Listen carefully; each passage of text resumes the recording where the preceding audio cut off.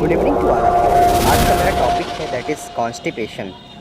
तो आज इस पर काफ़ी डिटेल में बात करेंगे। तो कॉन्स्टिपेशन को मैंने पार्ट 1 और पार्ट 2 में बनाया है। पार्ट 1 में मैंने पूरा कॉन्स्टिपेशन एक्सप्लेन किया है, जिसमें कॉन्स्टिपेशन का जनरल इंट्रोडक्शन और इसके कॉजेज़, कॉन्स्टिपेशन किस वजह से होता है। तो और पार्ट 2 में इसकी मेडिसिन, कॉन्स्टिपेशन में कौन कौन सी मेडिसिन देंगे, ये मैंने बनाया है। कॉन्स्टिपेशन की दवाएँ। तो पार्ट 1 में आइए स्टार्ट करते हैं कॉन्स्टिपेशन की। कॉन्स्टिपेशन किसे कहते हैं? तो कॉन्स्टिपेशन, जिसको हिंदी में हम कहते हैं कब्ज, एक टाइप का डाइजेस्टिव डिसऑर्डर है। It is a type of digestive disorder, जिसको हिंदी में कहते हैं कब्ज। तो कॉन्स्टिपेशन एक टाइप की डाइजेस्टिव डिसऑर्डर है, जिसको सरल भाषा में कब्ज कहते हैं। और इसका सिंपल मीन होता है, इसके लिए एक टेक्निकल वर्ड का यूज़ करते हैं, that is irregular bowel movement. और इसका मीन होता है रेक्टल पेरिस्टाल्सिस।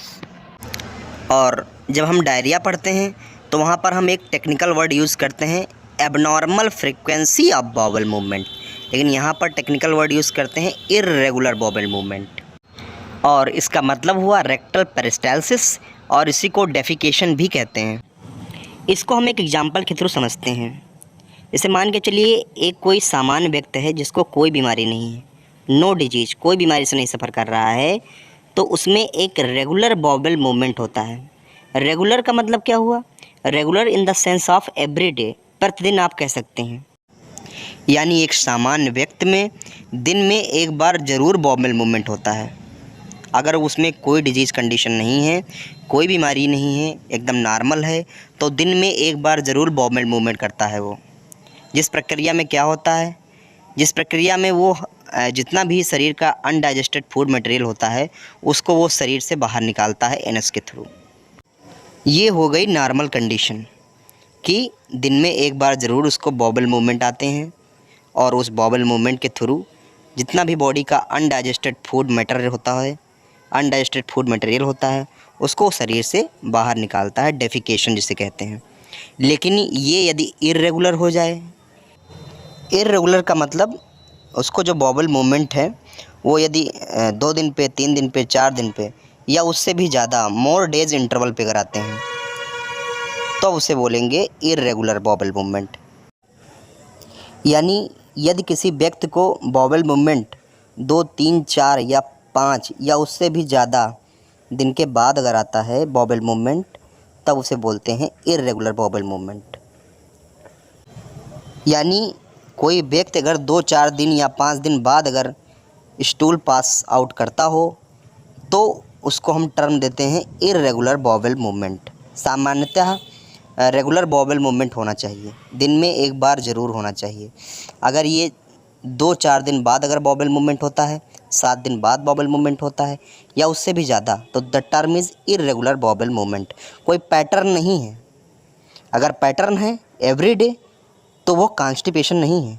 अगर पैटर्न है, अगर एवरीडे, अगर प्रतिदिन बॉवेल मूवमेंट आ रहा है, तो वो कॉन्स्टिपेशन नहीं है, वो नॉर्मल कंडीशन हो गई। दिन में एक बार तो बॉवेल मूवमेंट होगा ही। तो ये हो गई कॉन्स्टिपेशन की basic definition. The basic definition of constipation is irregular bowel movement. अब यहाँ पर एक पॉइंट और जान लें कि कॉन्स्टिपेशन के केस में जो स्टूल में जो वाटर का कंटेंट होता है, वो एकदम डिक्रीज हो जाता है, नील के बराबर हो जाता है। तो स्टूल में पानी की कमी हो जाती है।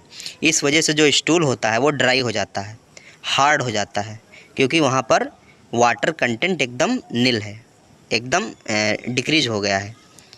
और ड्राई होने की एक वजह और है, चूँकि हम रेगुलर स्टूल पास नहीं करते हैं, तो रेक्टम के अंदर हमारा स्टूल इकट्ठा रहता है, वो निकल नहीं पाता है।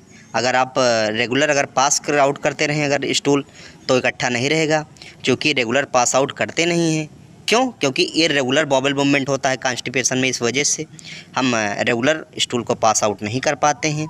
इस वजह से रेक्टम के अंदर स्टूल स्टोर रहता है, इकट्ठा रहता है, और वो समय के साथ ड्राई होता चला जाता है, हार्ड होता चला जाता है।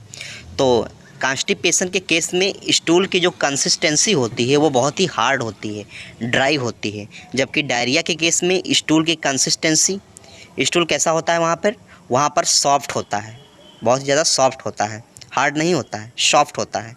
लिक्विड टाइप का होता है, बहुत ज़्यादा लिक्विड होता है, क्योंकि वहाँ पर वाटर कंटेंट बहुत ही ज़्यादा हो जाता है। तो ये सब बेसिक बातें हैं अबाउट कॉन्स्टिपेशन। तो जब कॉन्स्टिपेशन के केस में जब स्टूल ड्राई रहेगा, हार्ड रहेगा, तो जाहिर सी बात है कि हमें एफ़र्ट लगाना पड़ता है। आप एफ़र्ट बहुत ज़्यादा लगाएंगे। तो कॉन्स्टिपेशन वाले मरीज़ को देखो, सुबह अगर वो टॉयलेट करने जाएगा, सुबह लेटरिन पास आउट करने जाएगा, स्टूल पास आउट करने जाएगा, तो लेटरिन में आधा आधा घंटा तक बैठा रहेगा, उसको टॉयलेट ही नहीं होगा, उसको लेटरिन ही नहीं, स्टूल ही नहीं पास आउट होगा, क्योंकि वो बहुत ज़्यादा एफ़र्ट लगाता है। आप ध्यान से अगर सुने, अगर आप अगर तो वहाँ पर अगर आप गौर करें अगर, तो बहुत ज़्यादा एफ़र्ट लगाता है। अब बाहर आवाज़ भी आती है, इतना वो एफ़र्ट लगाता है, क्योंकि स्टूल बहुत ही हार्ड है, निकलता ही नहीं है, बहुत ही हार्ड रहता है, एकदम ड्राई रहता है, और इस वजह से उसको डिस्कम्फर्ट फ़ील होता है, बहुत ही ज़्यादा डिस्कम्फर्ट फ़ील होता है, उसको टेंशन रहती है। जब तक आपका पेट अगर साफ़ नहीं होगा तो आप डिस्कम्फर्ट फ़ील करेंगे। तो कॉन्स्टिपेशन के पेशेंट में, अगर कोई पेशेंट है जिसको कॉन्स्टिपेशन है, तो जब वो डेफिकेशन करने जाएगा, जब वो स्टूल पास आउट करने जाएगा, तो उसको बहुत ज़्यादा एफ़र्ट लगाना पड़ता है, हाई एफ़र्ट ड्यूरिंग डेफिकेशन। यानी हम यदि देखें सामान्यतः तो थोड़ा सा एफ़र्ट तो हम करते ही हैं किसी प्रोसेस में।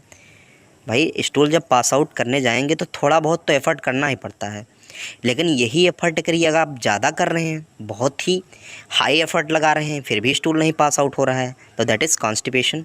आप कॉन्स्टिपेशन के शिकार हैं।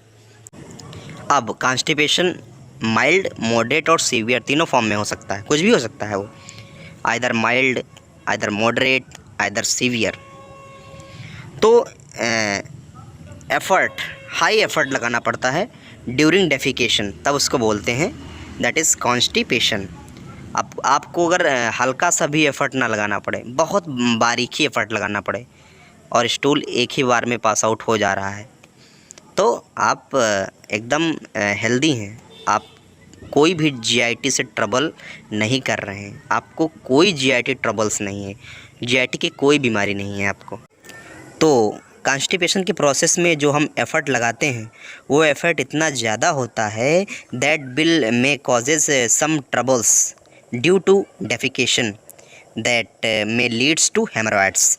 यानी अगर किसी व्यक्ति को अगर लंबे समय से कॉन्स्टिपेशन है, अगर वो लंबे समय से कॉन्स्टिपेशन का शिकार है, तो उसको हेमरॉइड्स होंगे। जो कॉन्स्टिपेशन है उसका एंड प्रोडक्ट, उसका रिज़ल्ट हेमरॉइड्स होगा, पाइल्स होगा। अगर किसी व्यक्ति को लंबे समय तक कॉन्स्टिपेशन है, अगर वो ठीक नहीं हो रहा है, तो कॉन्स्टिपेशन ही हेमरॉइड्स का रूप ले लेगा, पाइल्स का रूप ले लेगा। तो कॉन्स्टिपेशन से ही हेमरॉइड्स या पाइल्स की समस्याएं आती हैं। तो ये वीडियो काफ़ी बड़ा हो गया। इसका ये टोटल कॉन्स्टिपेशन का टोटल जनरल इंट्रोडक्शन है, जो ऑन एवरेज लगभग 9 मिनट में है। इसका जो दूसरा पार्ट है कॉन्स्टिपेशन का, पार्ट 2, उसमें भी हम इंट्रोडक्शन और उसमें कुछ नए नए टेक्निकल वर्ड, और इसके साथ साथ इसके कॉजेज़ की बात करेंगे कि कॉन्स्टिपेशन किस वजह से होता है, पार्ट 2 में। और पार्ट 3 में इसकी दवाएं, कॉन्स्टिपेशन की कौन कौन सी मेडिसिन होती हैं, इस पर काफ़ी डिटेल में बात करेंगे। तो वीडियो टुकड़ों में है, पार्ट वाइज है, तो प्लीज़ मेरे वीडियो को एक एक करके देखिए आप, पार्ट 1, पार्ट 2, पार्ट 3, पार्ट 4। तो जैसे भी करके जितने भी पार्ट होंगे मैं आपको अपडेट करता रहूँगा। तो कैसा लगा मेरा वीडियो एक बार कमेंट करके ज़रूर बताएं। बहुत ही रिसर्च करके मैंने वीडियो क्रिएट किया है, तो प्लीज़ एक लाइक और एक कमेंट ज़रूर करना। Thank you.